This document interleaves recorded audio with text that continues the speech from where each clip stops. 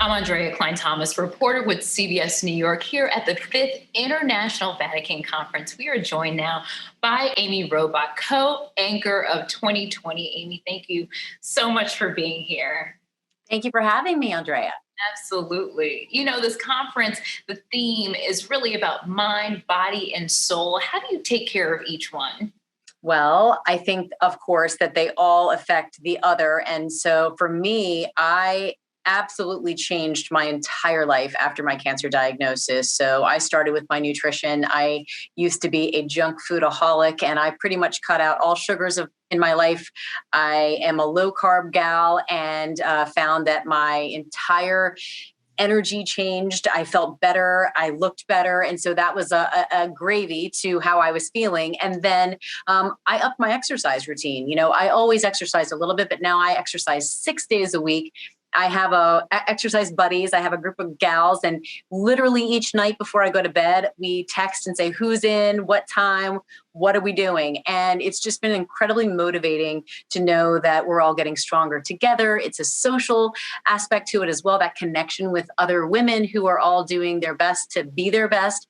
And then I tend to listen to audiobooks when I run now. So while I'm running, I'm listening to Deepak Chopra, I'm listening to Eckhart Tolle, I'm listening to Michael Singer. And so really expanding my mind, my soul, my spirituality while I'm exercising physically and hopefully eating right. And it has been a powerful combination doing those things and really investing in it and looking at it as this is my life. How long do I want to have on this earth, and how well do I want to live it? How strong do I want to feel? And what does the quality of my life look like? And so when you realize what you do have control of, because you don't have control of a lot, but these are things we can all take control of, take charge of, and it is absolutely life-changing. So let's unpack that a little bit. You were diagnosed when you were 40. Mm-hmm. And where was the moment where you're like, I need a permanent lifestyle change, not just to get me through treatment, but this needs to stick? Right. So fear is a very motivating feeling. And when you get diagnosed with cancer, the first time, early stage breast cancer, I was stage 2 invasive breast cancer, had gone to my lymph nodes, but no one dies of early stage breast cancer. Metastatic breast cancer is terminal. And everyone knows that once you get early stage, I'm checked twice a year, and they're looking for tumor markers. They're looking to see if it's spread, if it's metastasized. And let me tell you, you can't imagine what that fear is like. And so at first it crippled me. It really did. For the first year or two, I was just crippled with fear. I would break down in tears. I felt powerless. I felt frightened and scared.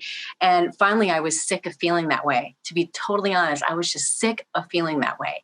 And I started doing research, and I said, what can I do? What can I do on an individual level to up my chances of living longer and living better? And it just made sense to start making massive changes in my diet, making massive changes in my exercise routine and in my social life as well, feeling connected to other women, feeling that power of being with other thrivers and survivors there in my run group. Not everybody is a cancer survivor in my run group, but a couple of them are. And we lean on each other, and we motivate each other, and we rally each other. But it did take some time before I felt my power come back and I trusted my body again.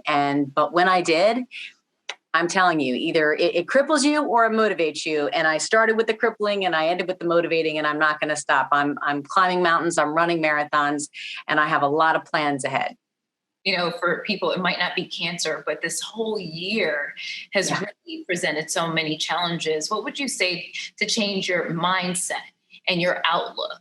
So I wake up every day now, because once you realize that you don't control 99% of your life, and you can't control if you get COVID-19 or not, you don't know if it's going to affect you severely or not at all. And so when you start to acknowledge that you actually don't have control, what you can acknowledge is what you do have control of, how you react, how you decide to live your life. And so when I wake up each morning, I promise you, do you want to know what I say to myself?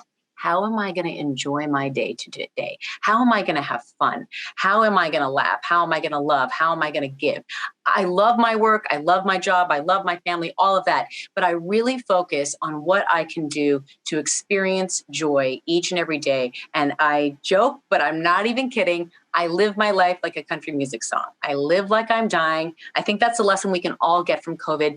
No one is guaranteed tomorrow. all we have is right now. So what are you doing with your time? Fantastic. Great advice. Amy, thank you so much for being with us. Thank you, Andrea.